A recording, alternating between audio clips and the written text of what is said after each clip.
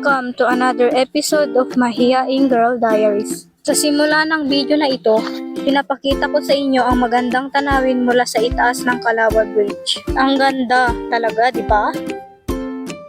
At ito ang una nating madadaanan papunta sa lakad ko ngayong araw. Samahan ninyo ako sa ating bagong adventure mga kasyae.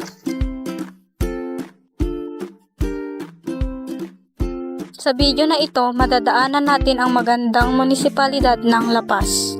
Makikita ninyo ang kanilang bagong tulay na lalo pang nagiging maganda tuwing gabi. Napakaganda ng mga ilaw dito tuwing gabi.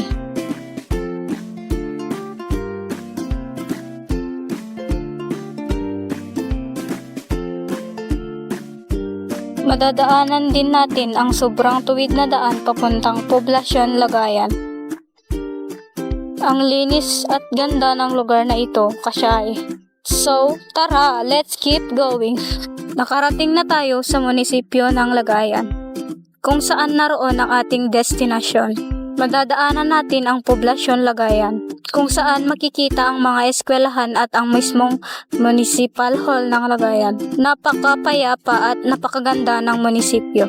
Talagang nakaka-relax ang ambience dito. Excited na akong ipakita sa inyo ang lugar ng ating pupuntahan. Nadaanan na natin ang Sitio Kiwas. Malapit na tayo sa ating destinasyon.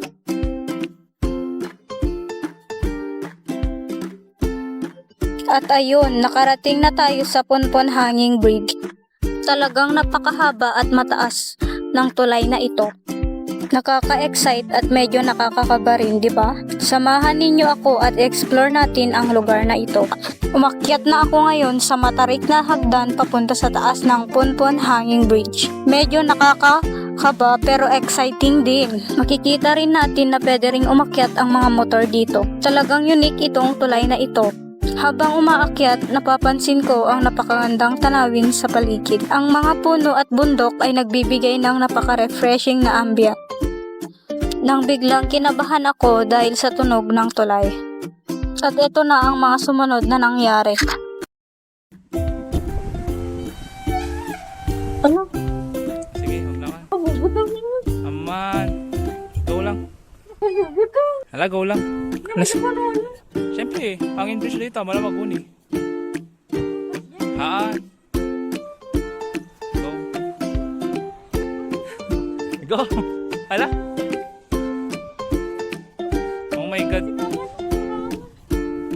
At ayun mga kasyay, pinauna ko nga ang kasama ko para di ako matakot sa pagtawid sa tulay. Nakakakaba talaga pero tiwala lang. Pero mahaba pa ding pilitan bago ako mapalakad sa hanging bridge.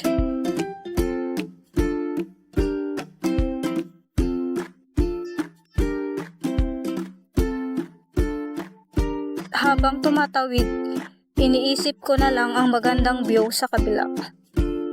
Sa huli, kinaya ko rin naman ito.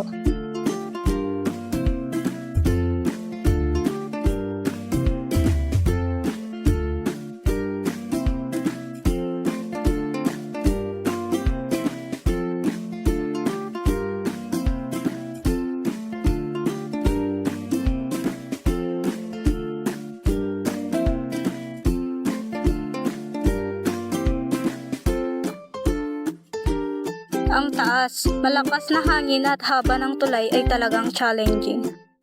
Pero sobrang worth it ang view. Nakakatuwa na nasubukan ko ito kahit medyo kabado pa rin.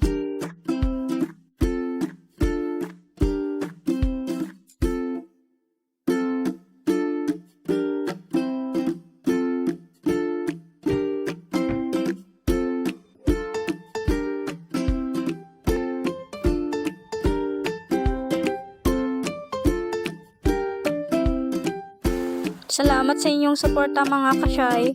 See you sa next adventure natin.